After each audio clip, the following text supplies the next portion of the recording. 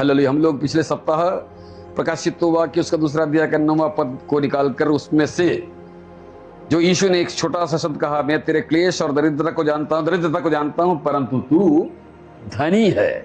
Praise the Lord. इसे परंतु तू धनी है विषय को लेकर मैंने आपको समझाया था। यीशु मसीह उस कलीसिया के अंदर के लोगों की आत्मिक रूप से संपन्न या धनी होने की अवस्था को बता रहा है और प्रशंसा कर रहा है। दरिद्रता के प्रति में यीशु मसीह कहता है कि मैं जानता हूं दरिद्रता को, है ना। फिलहाल तू थोड़ी देर के लिए जानता हूं, इसमें एक बड़ा अर्थ है। तेरी दरिद्रता को जानता हूं, इसका क्या मतलब है? यीशु उसकी गरीबी को जानता है। जानता है किसका मतलब क्या है? उनकी गरीबी की हालत पर किसका नियंत्रण है? प्रभु का नियंत्रण है। कुछ अरसे के बाद में जब प्रभु का उद्देश्य पूरा हो जाएगा, दरिद्रता की अवस्था से उसको हटा भी देगा। Praise the Lord. लेकिन फिलहाल उसका दूसरा भाग, परंतु तू धनी है। ये धनी किस मामले में? आत्मिक रूप से धनी। Praise the Lord. हालेलुया। पिछले सप्ताह में मैंने आपको 3 अलग अलग लक्षण बताया था आत्मिक रूप से धनियों का। पहला लक्षण क्या था? हालेलुया। आत्मिक धनी हमेशा उसके जीवन में आगे बढ़ने वाली सारी रुकावटों पर जयवंत होकर आगे बढ़ेगा। रुकावटें आएंगी, आत्मिक रूप से धनी बनने के पीछे रुकावटें आएंगी। आपकी प्रार्थनाएं रोकी जाएंगी। हालेलुया। Praise the Lord. आपकी आराधना रोकी जाएगी। आप प्रार्थना करने के लिए बैठेंगे तो पति भी बोल सकता है कि मेरे खाना बनाने के टाइम प्रार्थना करने के लिए बैठ गई, या कुछ और बोल देगा। इस तरह से प्रार्थना अपने लोग भी रोक सकता है। हालेलुया। Praise the Lord. कुछ नहीं तो गर्मी का मौसम है, आप प्रार्थना करने के लिए बैठेंगे, लाइट गोल हो जाएगा, पंखा तक चलेगा नहीं। ना जाने तमाम तरीके से शैतान आपने कुछ धनी बनने की हालतों को रोकता है। लेकिन आपने कुछ धनी क्या करेगा? उसकी नजरें सिर्फ संपन्न या आत्मिक धनी बनने की इच्छा ही रहेगी, इसलिए वो आगे ही बढ़ता जाएगा। दूसरी बात मैंने बताया, आपने कुछ धनी हमेशा प्रभु से ही कुछ पाने की लालसा रखेगा। Praise the Lord. हालेलुया। है ना। अब्राहम के जीवन से मैंने बताया था आपको, जो कहता है, राजा से बोलता, राजा साहब आप जो मेरे को देना चाहते हैं मुझे नहीं चाहिए। कहीं बाद में तू कहने लगे कि मैंने ही अब्राहम को क्या किया? संपन्न किया। यानी अब्राहम किससे संपन्न होना चाहता है? सिर्फ परमेश्वर से। हालेलुया। Praise the Lord. है कि नहीं? दानिएल बोलता है, प्रभु राजा से बोलता है, राजा साहब आप जो मुझे देना चाहते हैं वो अपने पास रखिए, मुझे आपसे नहीं चाहिए, मुझे प्रभु से ही चाहिए। हालेलुया। Praise the lord. प्रभु के समय के लिए रुकेगा वो। मैं उसको ज्यादा गहराई में आज बोलना नहीं चाहता क्योंकि पिछले हफ्ते देख चुके हैं। आज अपन एक नया आत्मिक धनी का लक्षण को देखते हैं। Praise the Lord. है कि नहीं? एक नया आत्मिक धनी का लक्षण को देखते हैं। पढ़िएगा रोमियो की पत्र उसका 8वां अध्याय का 28 पढ़िए तो।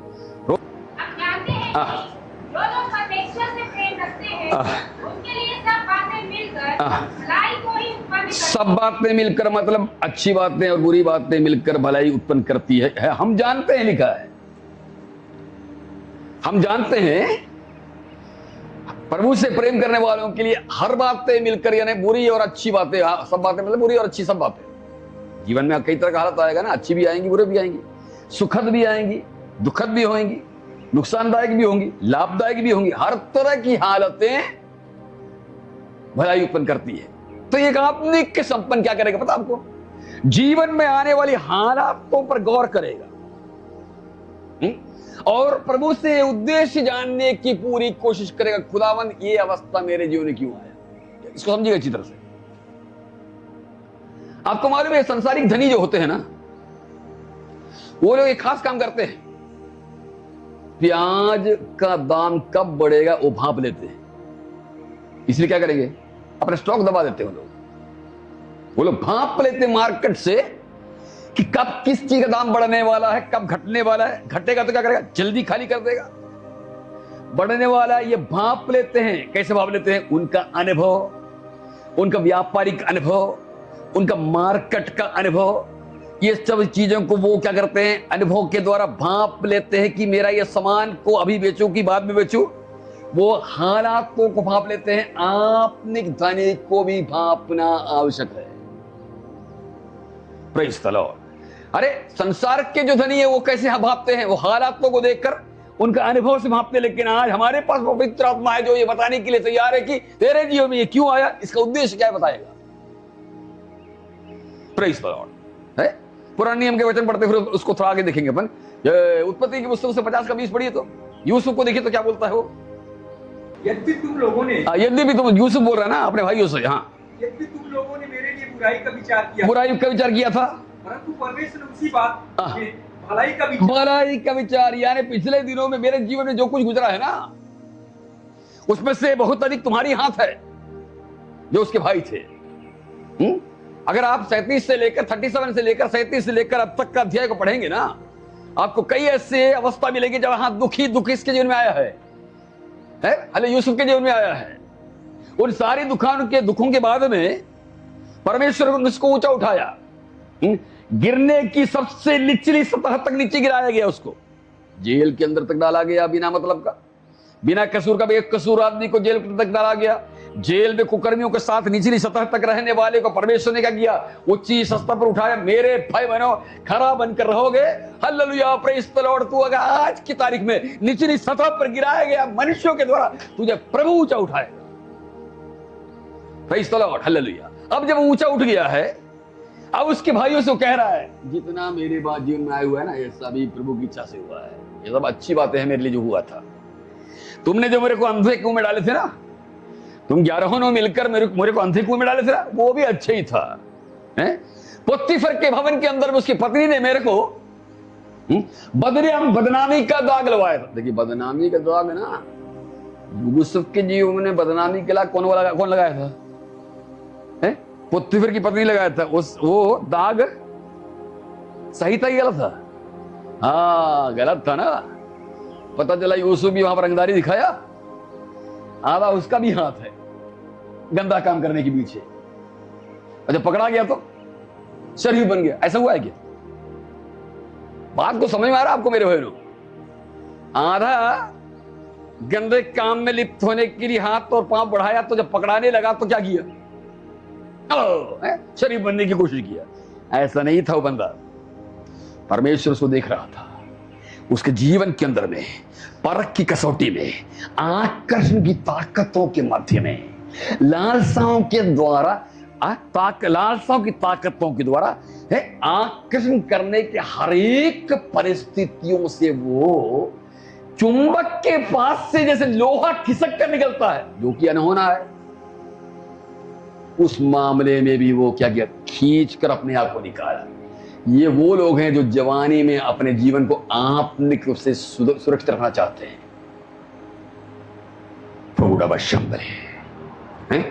चुंबक किसको पकड़ता? लोहे को। लेकिन आपके पास अगर ताकत है, देखिए ये देखिए मेरे यहां पर कॉलर में लगा हुआ चुंबक है, बहुत ताकतवर चुंबक है ये, है कि नहीं? इसको पकड़ के रखा है, भयंकर ताकतवर है। लेकिन मीटिंग खत्म होते ही मैं इसको आराम से उससे ज्यादा ताकत से लगाकर क्या करता, खींच कर अलग कर लेता हूं। ये वो ताकत है, लालसाओं की ताकत बड़ी शक्तिशाली है। यूसुफ के जीवन में ताकत बड़ी जबरदस्त तरीके से आजमाइश किया जरूर, लेकिन आकर्षण की ताकत से बढ़कर था यूसुफ का खिसकने की ताकत। यह है भक्त, यह है आत्मिक धनी। ये नहीं उसी के साथ और वो 2 बोला तो 3 बोलकर चल दी उसके पास में। है कि नहीं मेरे भाई बहनों? इसीलिए जेल के सफर के अंदर में भी प्रभु उसको पास किया, प्रभु साथ रहा। भाई बहनों, आत्मिक धनी के प्रभु साथ रहता है। क्यों? क्योंकि प्रभु को मालूम है ये लालसा की सबसे गंदी अवस्था में भी अपने जीवन को पवित्र रखा है। Praise the Lord. इसीलिए क्या किया?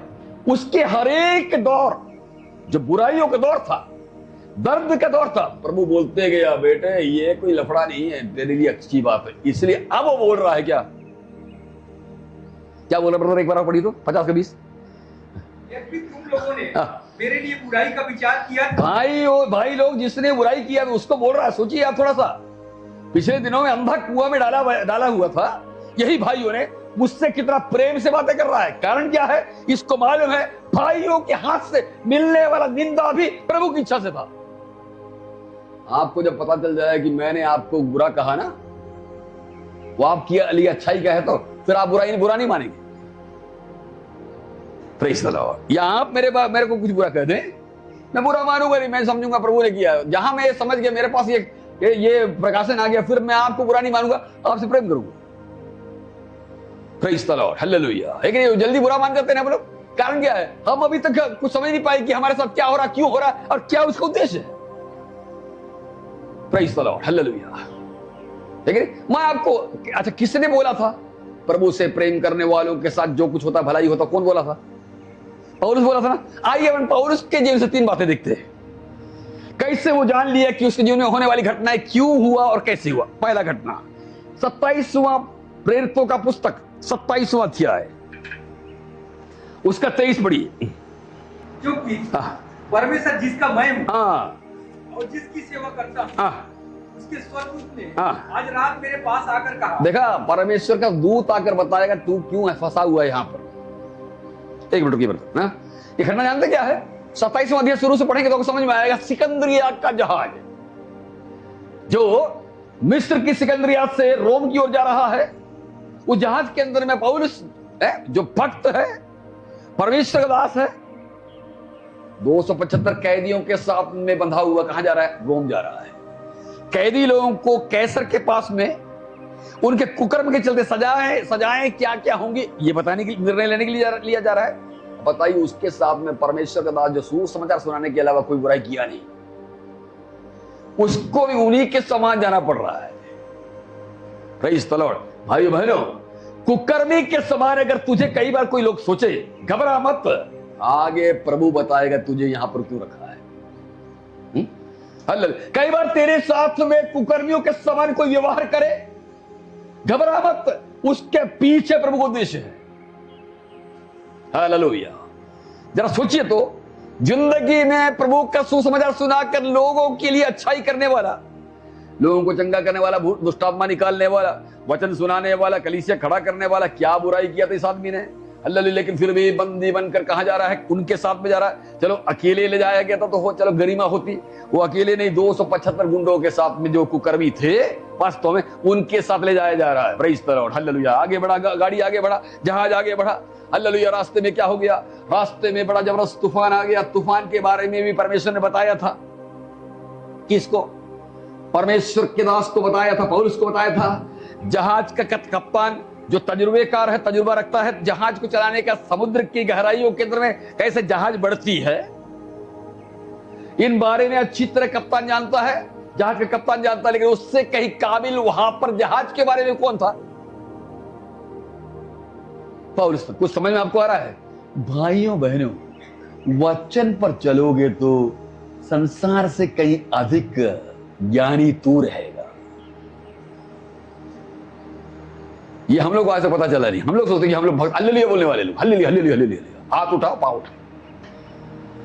ज्ञान कप्तान फेल हो गया, उसको पता नहीं था कि आगे क्या होने वाला है। परमेश्वर के दास को मालूम है आगे तूफान आने वाला है। Praise the Lord. समझे? ये सब बताने के लिए बहुत टाइम लगेगा मेरे को। हालेलुया है। उद्धार का ज्ञान जो होता है ना, वो बहुत ही जबरदस्त चीज है। Praise the Lord, hallelujah. पौलुस के पास उद्धार का ज्ञान है। वो क्या करेगा? पवित्र आत्मा उसके अंदर बसकर आने वाली बात को भी बताएगा। ये भविष्यवाणी नहीं है ना, ये भविष्यवाणी नहीं है, ये परमेश्वर का ज्ञान है जो किसको मिला हुआ है?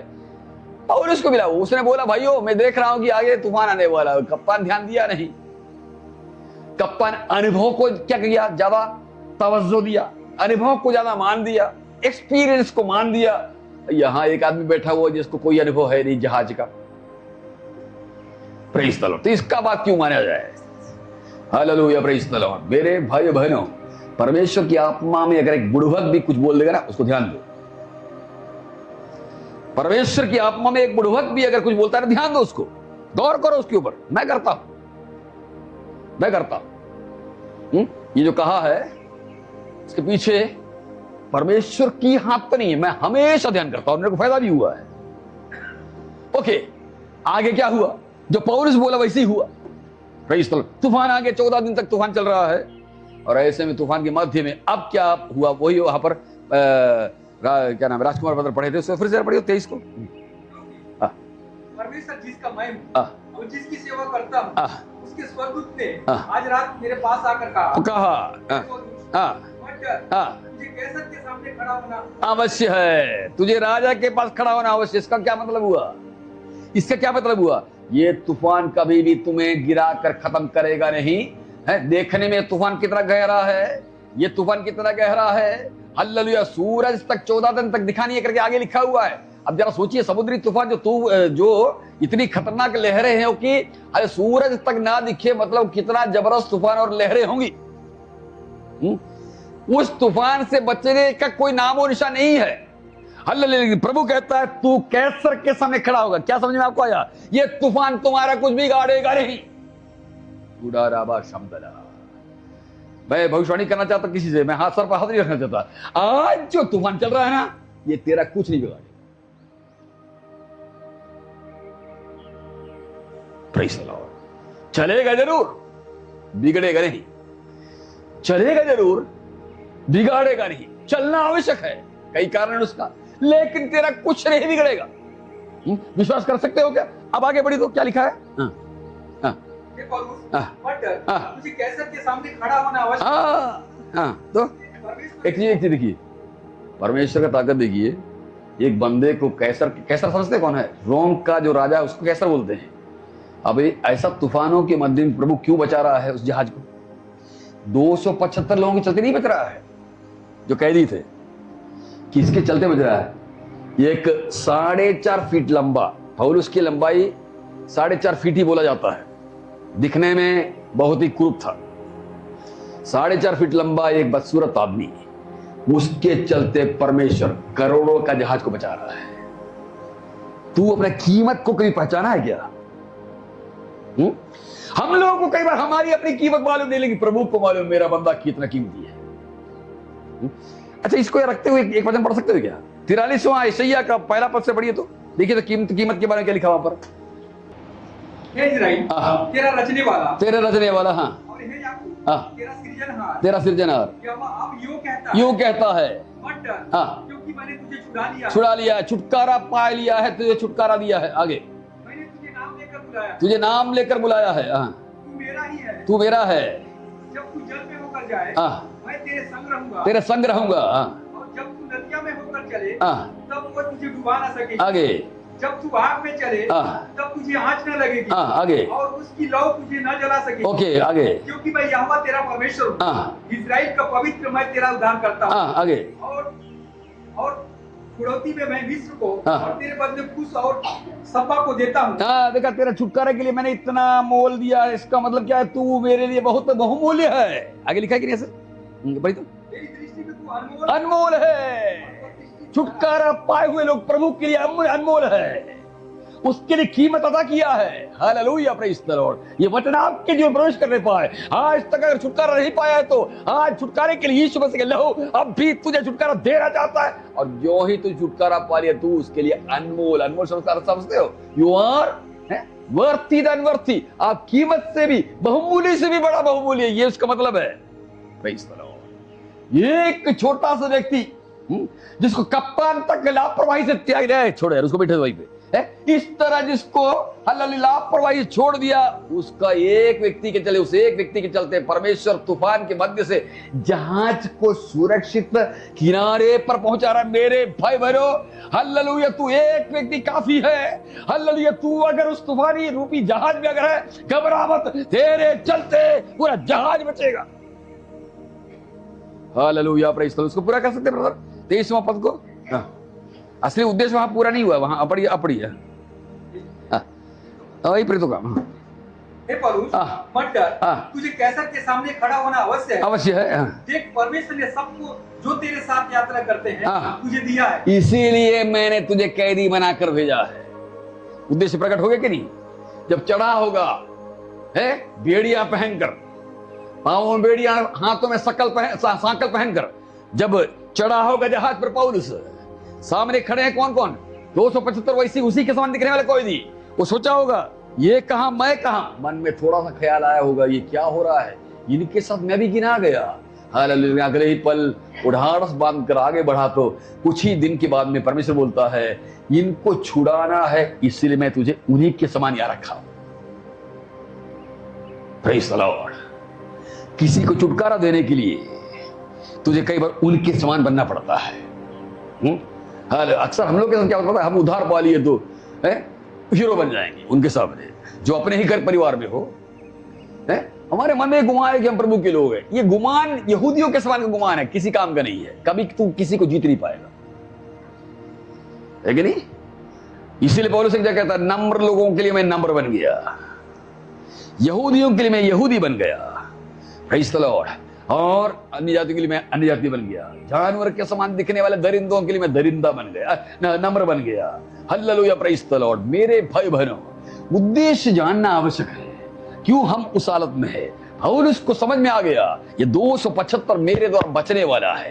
परमेश्वर की आत्मा हालेलुया तेरे द्वारा कईयों को बचाना चाहता है। Hallelujah, praise the Lord. याद रखिए, जिनको बचाना चाहता है उन्हीं से मुसीबत आ रहा है, जिनको बचाना चाहता है उन्हीं से और उसी जगह से परेशानी आता है। समझ लो, अच्छी तरह से समझ लो, सुन रहे हो क्या? हालेलुया, समझ लो, समझ लो, उन्हीं से परेशानी आएगी जिनको तू छुड़ाने वाला है। Praise the Lord, hallelujah. लेकिन लंबा चलेगा नहीं। ये तूफान जो वो लोग सह रहे हैं, पौलुस भी सह रहा है, सबको सहना पड़ रहा है। पौलुस भी हाय हाय करता होगा, नहीं हाय तो नहीं करता होगा, बाकी 275 हाय हाय कहते होंगे कि प्राण गले में आ गया ना तूफान के चलते। लेकिन पौलुस को मालूम है, वो लोग हाय कह रहे हैं, हाय कुछ नहीं कह रहा है। क्यों? पौलुस को रात को खबर मिल चुकी है परमेश्वर से कि ये तूफान कुछ नहीं है, बस जो गेहूं का बेरा है ना, आटा, ये आटा वाटा का नुकसान होगा, जितना रखा है ना बोरा उसके अंदर में आगे लिखा हुआ है। लेकिन ये सब तो तुम्हें पानी फेंकना पड़ेगा और आदमी का नुकसान नहीं होगा। वो भी गेहूं इसलिए फेंकना पड़ रहा है, आटा या भोजन का सामान इसलिए फेंकना पड़ रहा है क्योंकि ये लोग तेरे बात नहीं माने। अगर वो तेरे बात माने होता तो उसको भी बचा देता। ये प्रभु के लोगों को बात नहीं मानते ना, फोकर का नुकसान उठाओगे। प्रेज़ द लॉर्ड, है कि नहीं? फोकट का नुकसान आगे लिखा हो, पढ़ने के टाइम नहीं मेरे पास में। गेहूं का बोरा नीचे फेंकने पड़ गया पानी में, आटा फेंकना पड़ गया, भोजन का सामान फेंकना पड़ गया, एक बार खाए फेंक दिए, फेंकना पड़ गया। जबरदस्ती का नुकसान सिर्फ परमेश्वर की बात ना मानने से। तो वो लोग हाय हाय कर रहे हैं, लेकिन पौलुस हाय नहीं कर रहा। वो क्या कर रहा होगा?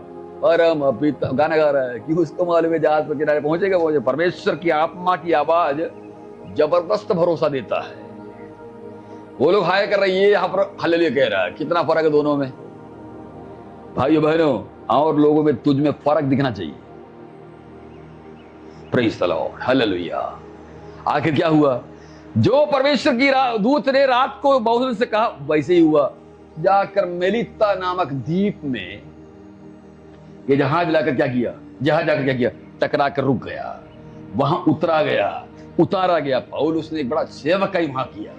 परमेश्वर का उद्देश्य क्या है, पौलुस उस तूफान में जान लिया। दूसरा घटना पता हमको, दूसरा कोरिन्थी 12वां अध्याय 7 से लेकर पढ़िए। तो पौलुस के जीवन से मैं 3 बातें बता रहा हूं जिसमें समस्याओं का या इस तरह की हालातों का पीछे उद्देश्य क्या है जानना आवश्यक है। आत्मिक धनी उद्देश्य जानेगा। आगे बढ़िए, अब उसको बढ़िए।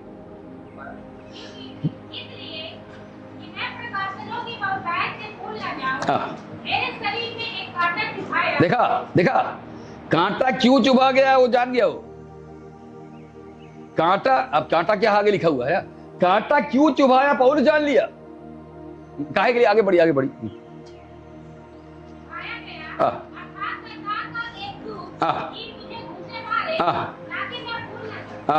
देख रहे हैं आप, उद्देश्य जान गया। काहे के लिए शैतान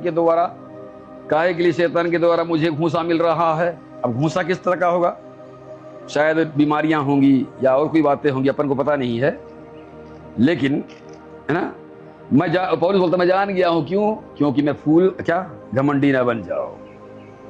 देख रहे आप कितना क्लियर कट पौलुस को मालूम। और ये वचन बहुत महत्वपूर्ण है। यहां एक चीज ध्यान दीजिए आप लोग, घूसा मार कौन रहा है? घूसा मार कौन रहा है? शैतान। ये मुसीबत लाया कौन है? परमेश्वर लाया कर कभी मत बोलिएगा। क्यों नहीं बोलिएगा? याकूब की पत्री 1:12 पढ़िए, 1:13 पढ़िए। ये पद हटाइए, ये पद को रखे रहिएगा ना, बहुत जरूरी है। याकूब 1:13 ना जब किसी की वही पढ़ो ना, जब किसी की परीक्षा हो तो वह यह ना करे कि मेरी परीक्षा परमेश्वर की ओर से हो। आगे वो परमेश्वर कभी भी बुरी बातों से परीक्षा होने नहीं देता। अब देखिए ध्यान दीजिएगा, परीक्षा आ कहां से रहा है, घूसा कहां से मिल रहा है पौलुस को? शैतान की तरफ से, ठीक है कि नहीं? घूसा लाया कौन? शैतान ने लाया। लेकिन एक चीज ध्यान दीजिए, परमेश्वर बोलता है ये घूसा मारते रहेगा, लिखा है कि नहीं आगे 12वां अध्याय का उसका 8 से पढ़िए तो, जब शैतान ने घूसा मारा या समस्या लाया तो क्या किया पौलुस ने? 8 पढ़िए तो। हाँ, 3 बार विनती की। उद्देश्य प्रभु का अगर जानना है ना, परमेश्वर के आत्मिक धनी लोग क्या करेंगे, जीवन में आने वाली हालतों का उद्देश्य क्या जानेंगे? कब जानोगे? हैं? चौपाटी घूमेंगे तब जानोगे। कैसे? चौपाटी घूमेंगे तब मिलेगा। अब दिन भर स्कूटर उठाए, मोटर उठाए, यहां से उधर गिर। अभी पेट्रोल मिलना का, फिर भी अब उड़ते रहोगे फटफटिया पे टक टक टक टक करके, तो प्रभु उद्देश्य बताएगा। कैसे? नहीं बोले हम भयंकर काम, क्या काम है यार, क्या काम है? राष्ट्रपति हो क्या? ये सब बहानेबाजी है। फिर जाओ मेरे भाई बहनों, ठीक है, मैंने 3 बार क्या किया, हाँ तभी उद्देश्य मिलेगा। है? अब प्रेज़ द लॉर्ड, ठीक है ना, 3 बार विनती की। अब देखिए प्रभु क्या बोलता, पढ़िए आगे। हाँ हाँ, किसने मुझसे कहा? शैतान नहीं, किसने कहा? हाँ, परमेश्वर ने कहा। हाँ हाँ हाँ, देखा, उद्देश्य जानने के चलते क्या हुआ, निर्बलता के में भी घमंड कर रहा है, क्योंकि उसको मालूम है अनुग्रह बढ़ेगा। देख रहे हैं उद्देश्य जानना कितना जरूरी है। Praise the Lord, hallelujah. उद्देश्य जानना बहुत जरूरी। मैं गवाही अगर देने लगूं अपने जीवन का ना, मेरे को प्रचार करने का टाइम नहीं मिलेगा। Praise the Lord. अब यहां एक चीज देखिए आप, समस्या लाया शैतान ने, घूसा मारा शैतान ने, पौलुस ने प्रार्थना किया, प्रभु बोलता है मेरा अनुग्रह काफी है। ये घूसा चलता रहेगा। इसका मतलब घूसे पर नियंत्रण किसका है? परमेश्वर का। ये ध्यान दो आप, घूसा मारा शैतान ने, समस्या लाया शैतान ने, लेकिन परमेश्वर बोलता है मेरा अनुग्रह है, ये घूसा भी चलता रहेगा जब तक तू घमंडी है ना, घमंडी ना बन जाए, इसीलिए मेरा एक समय है, तब तक ये घूसा चलता रहेगा। इसका मतलब जीवन में आने वाली परेशानियों पर किसका नियंत्रण है? परमेश्वर। अब मेरा एक सवाल आप लोगों से, यूट्यूब वालों से जो सुन रहे हैं, तब फिर ये जब मेरे और आपके जीवन में कोई घूसा शैतान मारे, अब भविष्यवक्ता के आपके सर पर हाथ रखकर बोले यीशु के बंधन टूट जाए, टूटेगा? टूटेगा? टूटेगा? क्यों नहीं टूटेगा? क्योंकि समस्या लाया कौन है? आने को नहीं लाया, नहीं आने कौन दिया है? परमेश्वर। तो बेवकूफी है पास्टर जो कोई भविष्यवक्ता बनकर प्रार्थना करता है बंधन टूट जाए। प्रभु बोलेगा बेटा मेरे ही बंधन टूटेगा, तू, मैं ही लाया मुसीबत। आत्मिक धनी क्या करेगा? किसी भविष्यवक्ता के पास नहीं जाएगा, घर पर चुपचाप बैठे। अनेक अनुभव है भाई बहनों, प्रेज़ द लॉर्ड। एक अनुभव मैं यहां बोला हूं, एक बार इस संदर्भ में बोलना चाहता हूं। वर्षों पहले मैं एक 1999 में एक जीप लिया, नया जीप लिया। जीप लेके मैं कई बार बोला हूं, लेकिन ये संदर्भ है इसलिए बोल रहा हूं मैं। तो जीप लेने के बाद एक जगह हम लोग को घूमे जाना पड़ा, बिलासपुर वगैरह मीटिंग। वापस आते समय क्या हो गया, गाड़ी, नया गाड़ी में सेल्फ नहीं ले रहा है, वो स्टार्ट कर रहा हो, स्टार्ट नहीं हो रहा है। बड़ी दुखी हुए, धक्का देकर स्टार्ट करते करते, नया गाड़ी मुश्किल से 2 हफ्ता पुराना, घर लाया, धक्का देकर मेरे पापा को बोला पापा ये गाड़ी तो बड़ा मुश्किल हो गया, स्टार्ट नहीं हो रहा। दूसरे दिन हम दोनों मिलकर एजेंसी में गए।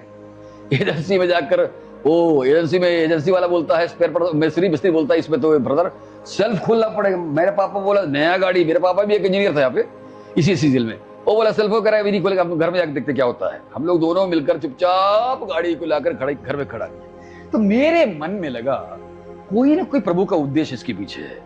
मैं सीधे, मेरा एक कमरा ऊपर, इकलौता कमरा है, ऊपर जाकर बैठ गया, प्रभु क्या हो गया, क्यों गाड़ी? प्रभु बोला बेटा तू चिरविरी मीटिंग करने जाता था, बस में जाता था, अब नया गाड़ी खरीद लिया है तो कहीं चिरविरी की चढ़ाई चढ़कर है वो होगा, नई गाड़ी में कहीं पर दाग लग जाए, ये सोचकर तू इस गाड़ी को ले नहीं जा रहा है ना। वास्तव में नहीं ले जा रहा था। इसीलिए मैंने बोला काम कर, तू एकदम सुरक्षित रखना चाहता गाड़ी को तो घर में सुरक्षित रख, काहे के लिए गाड़ी चला रहा है? बोला प्रभु गलती हो गई, अगले दिन से मैं चल जाऊंगा। मतलब अगले दिन नहीं, जब तू जाता है ना सोमवार को मीटिंग में, बस सोमवार को ही जाना। मैं उसी रात को, उसी दिन में मन फिरा। मैं आपको सही बता रहा हूं, 1999 को खरीदा हुआ गाड़ी को 2010 में हमने बेचा। जिंदगी में कभी भी एक बार भी सेल्फ के चलते गाड़ी रुका नहीं।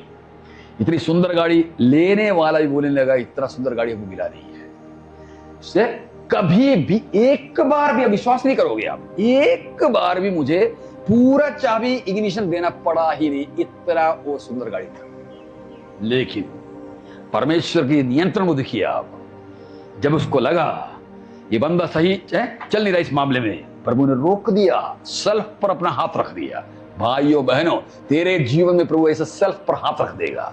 यदि हालेलुया कहीं पर भी तू थोड़ा सा पटरी से उतरा है, लेकिन जब तू उद्देश्य के भापने के लिए प्रभु के पास जाएगा, प्रभु उद्देश्य बताएगा और उस पर तू जब हामी भरेगा, प्रभु छुड़ाएगा। इसका 1000 उदाहरण दे सकता हूं। हालेलुया, प्रभु का नियंत्रण है हमारे घर के बच्चों पर, हमारे परिवार पर, हमारी गाड़ियों पर, हमारे हर बात पर उसका नियंत्रण है। वो कहीं पर भी कभी भी अपने उद्देश्य की पूर्ति के लिए शैतान को धीरे से अंदर प्रवेश करने के लिए दे सकता है। Hallelujah, praise the Lord. लेकिन एक और सच्चाई जानिए, क्या प्रभु ने बोला?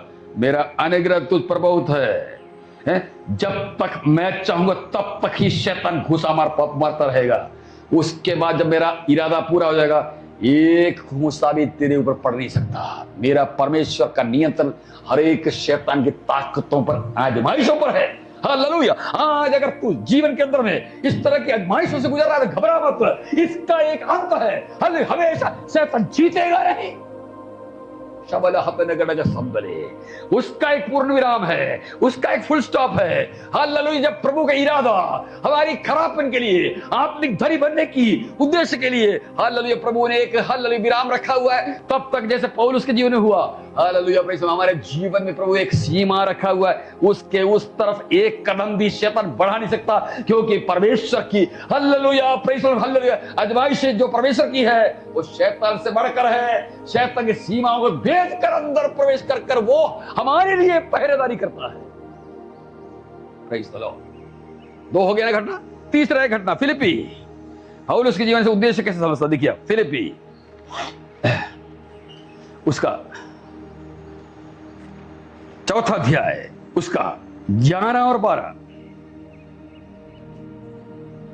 ये नहीं कि मैं अपनी घटी के कारण ये कहता हूँ, क्योंकि मैंने ये सीखा है कि जिस दशा में हूँ उसी में संतोष करूँ।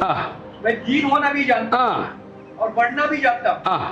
हर एक बात और सच, हर दशाओं में लिप्त होना, भूखा रहना और बढ़ना घटना सीखा है। कौन से स्कूल में सीखा भाई? ये सीखा बार बार बोल रहा है, मैंने सीखा है।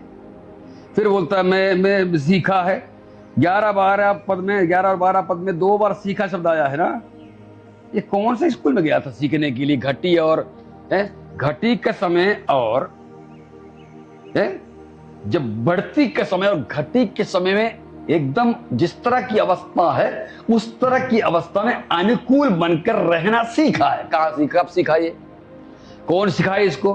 भाइयों बहनों, हमारे जीवन में भी घटती और बढ़ती का अवस्था आएगा, ठीक है ना? वो एक शिक्षा है। घटी के समय में तू कैसे जीता है, लेकिन हम लोग के साथ लफड़ा क्या पता है? घटी आएगा तो क्या करेगा? जितने लोगों से उधारी मिल सकते लेंगे हम, मक्खी तक से उधारी लेंगे हम, दुनिया भर से लेकर जब किसी का मुंह दिखाने लायक नहीं रहे। यह अवस्था क्यों ऐसा होता पता है? क्योंकि घटी में रहकर प्रभु जो अनुकूलनशीलता, अडैप्टेबिलिटी इसको बोलते हैं इंग्लिश में, सिखाना चाहता है। हमने क्या कर लिया? हमने सीखने की इच्छा नहीं रखी। हम तो घटी में रह नहीं सकते। हमारे अंदर में लालसा खूब लाता रहता है ना, तो दुनिया भर का कर्जा ले लिए। तो इससे क्या हो गया? परमेश्वर की घटी में सिखाने वाला बाइबल स्कूल से आपका नाम कट गया। और क्या हो गया? दुनिया भर का कर्जदार हो गए। Praise the Lord. पौलुस ने क्या किया? घटी के समय में परमेश्वर का उद्देश्य जान गया कि प्रभु मुझे 3 जहाज का मालिक था मैं, पौलुस 3 जहाज का मालिक था ना। रोमी है, कैसर या रोमी जो सल्तनत थी उसमें इसका पापा एक अच्छा ऑफिसर था, पौलुस। यार पौलुस का पापा। रोमी नागरिकता प्राप्त करना एक शान की बात थी उस जमाने में। पौलुस को मुफ्त में मिला था। सोचिए कितना बड़ा आदमी रहा होगा। ये बड़े आदमी को भी प्रभु ने क्या किया, घटियों के दौर में रखा। काहे के लिए? वो प्रभु को जान लिया था। अब जब प्रभु को जान लिया है तो वो सिखाएगा। आपने कभी एक चीज ध्यान दिया है, पतरस पहले क्या करता था? जाल में मछली पकड़ता था, ठीक है नहीं? लेकिन जब प्रभु के साथ चलने लगा तो प्रभु ने क्या उसको बोला था? जब कर मांगने वाले, टैक्स मांगने वाले जब उसके पास आए तो परमेश्वर क्या बोलता है? यीशु मसीह क्या बोलता है? जा पुराना जाल निकाला और मछली मारा। ऐसे बोला है क्या? नहीं, क्या बोला है? बंशी लेकर जा। जाल बहुत अधिक मछली लाता था, बंशी एक ही मछली लाएगा। देख रहा है? जब प्रभु के साथ चलता नहीं था तो भयंकर जाल फेंको, वो इफरात, बेचो, खाओ, फेंको, वो करो, जो करो, वैसे करो, वैसे करो, वैसे करो, है कि नहीं? उधर फेंक दिया, पता चला 2 मछली वहां पड़ा हुआ मर रहा है कि नहीं? और इफरात है। लेकिन जब प्रभु का बंदा बन गया तो एक ही मछली मिलेगा। जब एक ही मिलेगा तो क्या होगा? तरीके से खर्च करना सीखेगा। ये शिक्षा प्रभु का है। आप क्या सोचते हो? हालेलुया बोलो तो है, जैसे आजकल बोलते नहीं पास्टर लोग, हालेलुया बोलो तो 4 आशीष आ जाएंगी, आशीषें गिर जाएंगी, है कि नहीं? ऐसे गाना भी है। ये सब सिर्फ बोलने में है यार, ऐसा होता नहीं है। बाइबल कहता है ना। प्रभु ने जब 4 साथ चलना लगा तो प्रभु बोला, जा बंशी डाल, जो एक मछली आएगी उसके अंदर में 4 रुपए का नोट है, तेरी आवश्यकता आज का उससे पूरा हो जाएगा। कल का क्या करेंगे प्रभु? कल फिर तू मेरे पास आ। ये है शिक्षा। लेकिन ये हमेशा ऐसा नहीं रहेगा। जब प्रभु देख लेगा ये 4 रुपए के नोट में भी जिंदा रहना सीख लिया है तो 4 को 40 कर देगा। भाइयों बहनों, मछली के पेट में अगर मछली के पेट में प्रभु अगर 4 रुपए का नोट रख सकता है तो 400 रुपए का नोट भी रख सकता है। समय आएगा तो तेरे लिए वो भी रखेगा। आज तू 4 रुपए में सीख। Praise the Lord, hallelujah. है और उस उद्देश्य जान गया कितना आवश्यक है मेरे भाई बहनों। मैं घटी में रहना सीखा है। और देखिए ना, बहुत सुंदर वचन है। यह नहीं कि मैं अपनी घटी के कारण कहता हूं, क्योंकि मैंने सीखा है कि जिस दशा में हूं उसी में संतोष करूं। क्या जोरदार पद है। Praise the Lord, hallelujah. उसी में संतोष करूं। अगला पद, मैं दीन होना भी जानता हूं, बढ़ना भी जानता हूं। समझ आ रहा कि नहीं? ये नहीं कि दीन जब था, है जब थोड़ा पैसा कम था, मुंह से प्रार्थना नहीं निकल रहा है, पारिवारिक प्रार्थना से बोल। क्यों? दीन बनाने की शिक्षा में जब प्रभु ने गुजारा तो हमको बड़ा तकलीफ हो रही है। हालेलुया। थोड़ा सा जब पैसा आया तो भूप, अरे गवाहियां आ गई है, बड़ा धन्यवाद आ गया। उसके बाद थोड़ा दीन होने के लिए प्रभु ने रखा तो धन्यवाद भी भूल गया, हालेलुया भूल आ गया। ये पौलुस क्या कह रहा है? मैं दीन होना भी जानता हूं, बढ़ना भी जानता हूं। Praise the Lord. यानी दीनता में भी रहना जानता हूं, बढ़ना भी सीख गया। कैसे? शिक्षा से, है अनुकूलनशीलता का या अडेप्टेबिलिटी का शिक्षा से। यह बहुत बड़ी शिक्षा है, हर विश्वासी को प्रभु सिखाएगा। क्योंकि यही सीख कर ऊपर जा सकते हो। हालेलुया। नहीं तो फिर तो तुम कहीं कहीं ऊपर चले गए बिना सीखे। पता चला है, तू बोले पता चला कि हमको 5 कमरे का घर चाहिए किया धारा कुछ नहीं संसार में, 5 कमरे का घर चाहिए। पता चला पूरा स्वर्ग अपने नाम में कराने के चक्कर में पड़ा हुआ है। प्रभु यीशु से सोच बढ़ा रहा है कि मेरे को पूरा स्वर्ग मेरे ही नाम कर दो। ऐसा प्रभु जानता है, हमारा नस्ल को अच्छी तरह जानता है वो, कि भाई उधार तो पा रही है लेकिन नस्ल क्या है उसको अच्छी तरह मालूम है। हालेलुया, प्रेज़ द लॉर्ड, है कि नहीं? तो मैं 3 उदाहरण आपको बताया। तीनों में पौलुस क्या कर रहा है, उसको उद्देश्य समझ में आ गया। आत्मिक धनी व्यक्ति, हालेलुया, उद्देश्य को समझेगा और उससे खुश होकर आगे बढ़ेगा, उससे शिक्षा लेगा, उससे सीखेगा। यह आत्मिक धनी का कार्य है। आखिरी एक और बताने के लिए टाइम है मेरे पास में 10। Praise the lord. फिलिप्पी 3:20। पर हमारा स्वर्ग पर है और हम एक उद्धारकर्ता प्रभु यीशु मसीह के वहां से आने की बात जो है। बस आत्मिक धनी, ध्यान दीजिएगा, आपनिक धनी, अब ये आपनिक धनी बात देखते हैं, ये सांसारिक धनियों को आप देखे हो? सांसारिक जो धनी होते हैं, मुकेश अंबानी या अनिल अंबानी, आपका अडानी हुआ, या जो उतना बड़ा मत जाइए, उतना बड़ा नहीं, छोटा ही सही है, इनका एक रौब होता है। रौब समझते हैं आप लोग? ये चलने का, चाल चल का एक ढंग है, वो उनका चलना। आम आदमी से बकते बकते नहीं चलेंगे वो लोग। एक रौब उनका व्यवहार में भी क्या है, आपको समझ में आएगी, अमीर आदमी है। उसको हिंदी में रौब कहते हैं। वो घमंड नहीं है ना, घमंड नहीं है। घमंड अलग चीज है, रौब अलग चीज है। भाई हमको अब कलेक्टर के एक अपना रौब है, वो दुनिया भर है, क्या हाल है, कहाँ जा रहे थे, आज क्या घर में बना, ऐसे पूछते फिरेगा कलेक्टर कभी? आपको लगता है ऐसे? उनका अपना एक अदब है, रौब है। इसी प्रकार धनियों का एक रौब है, व्यवहार में रौब प्रकट होगा, खान पान में प्रकट होगा। नौकरों से बात करते समय, बच्चों से बात करते समय, या दूसरे लोगों से बात करते समय, वो व्यवहार प्रकट होगा जिसको अपन कहते हैं धनी का रौब। रौब कभी भी घमंड नहीं है ना। इसी प्रकार आपनिक धनी का अपना एक रौब है, उसका अपना एक रौब है। क्या है रौब? अभी तुरंत आपने पढ़ा, हमारा स्वदेश कहां पर है? स्वर्ग में है। वो चलेगा संसार में, रौब कहां का होगा? स्वर्ग का होगा। उसका व्यवहार में रौब दिखेगा। Praise the Lord, hallelujah. बढ़िए देखो और वचन, तीतुस की पत्री 2:13, तीतुस 2:13।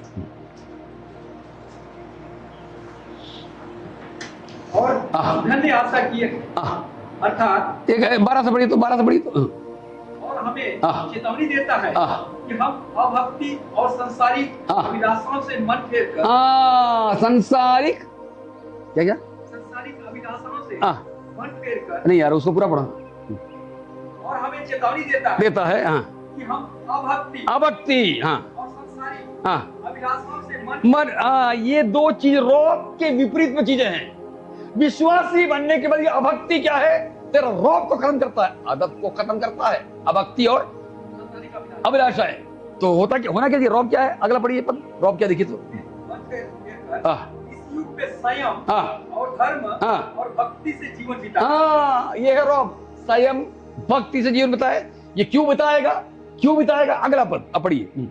और उस धन्य आशा की अर्थात अपने महान परमेश्वर और उद्धारकर्ता यीशु मसीह की महिमा के प्रकट होने की बाट जोड़ने वाला व्यक्ति क्या करेगा? अब भक्ति से नहीं, भक्ति से, संयम से जिएगा। ये उसका रौब है? मुकेश अंबानी, अनिल अंबानी, अडानी, ये जितने भी बड़े बड़े धनी हैं, उनको अंदर में मालूम है हम है कौन। उनके बच्चों को मालूम है, वो आम मान इधर तो घूमते नहीं फिरते। वो हमसे सबसे व्यवहार में एक क्या रहेगा, एक सीमाएं रहेंगी। क्यों? उनकी जो धनी होने का रौब कहीं खराब ना हो जाए, आदम ना खराब हो जाए। ये चीज भक्ति में भी है, लेकिन क्यों नहीं है? क्योंकि आशा नहीं है हमारे अंदर में। क्या है आशा हमारा? पढ़िए तो तेरा फिर से, धन्य आशा क्या है देखिए तो। अर्थात अपने महान परमेश्वर और उद्धारकर्ता यीशु मसीह की महिमा के प्रकट होने की बात जो ये जो प्रकट होने की बात है, हमारे अंदर में जब कायम रहेगा। एक संसारिक धनी के अंदर में क्या कायम रहता है? हम बाकी लोगों से अलग हैं। आसपास जो दिखते घर है ना, उनके जीवन से कहीं अलग है हमारा जीवन, हम उनसे कहीं अलग हैं। खान पान व्यवहार सब अलग है। ये एक धनी के अंदर पता है, इसलिए व्यवहार उस तरह करेगा, एक अदब के साथ करेगा। इसी प्रकार एक आत्मिक व्यक्ति के अंदर में एक क्या है? एक ज्ञान है। क्या? हमें ले जाने के लिए हमारा स्वर्गीय पिता आने वाला है, स्वर्गीय प्रभु आने वाला है, जो हमको स्वर्गीय नागरिक होने के नाते वहां ले जाएगा। जब ये चीज हमारे अंदर रहेगा तो हमारे व्यवहार में फर्क आ जाएगा, बातचीत तरीके में फर्क आ जाएगा। Praise the Lord. इसी तरह कौन जीता था? इसी तरीके से कौन जीता था? बाइबल का सबसे बड़ा धनियों में से एक, जो संसारिक उससे धनी भी था। वो कैसे जीता देखिए तो, ये बनानी की पत्री 11वां अध्याय का 9 पढ़िए तो।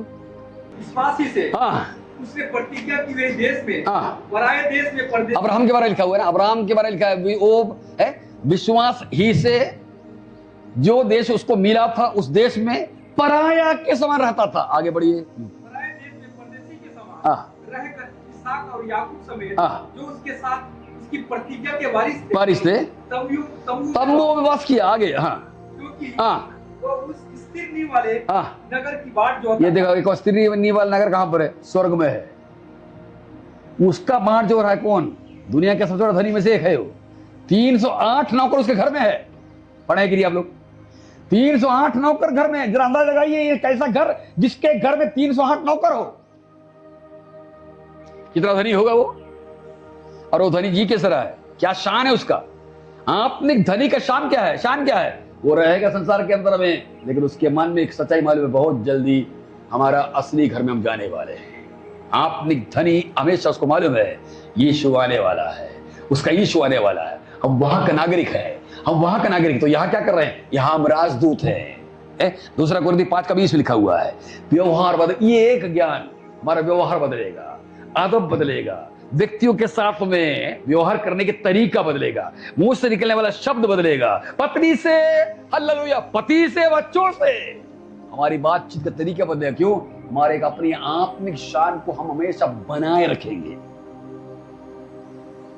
Praise the Lord. हर धनी दुनिया का अपने शान को बनाए रखता है, हालेलुया। इसी प्रकार एक आत्मिक धनी भी अपने शान को बनाए रखेगा, क्योंकि उसको मालूम है मेरा शान, और मैं कहां का, उस देश का रहने वाला हूं। Praise the Lord. मैं वचन बंद करना चाहता हूं। आत्मिक धनियों का लक्षण ये सब है। पिछले हफ्ते मैंने 3 बातें बताई थी, इस दिन भी आपको मैंने 3 बातें बताई। आज इन दिनों में हालेलुया हम भी आत्मिक धनी के लक्षण के अनुसार आगे बढ़ने के लिए प्रभु हमें मदद करने पाए, हालेलुया, ताकि प्रभु कहे तू संसार के अंदर भले थोड़ा गरीब हो, लेकिन तू आत्मिक रूप से धनी है। ये यीशु के मुंह से हमारे लिए निकलने पाए। आइए प्रार्थना करें, प्रभु इन वचनों के द्वारा आशीष दे पाए।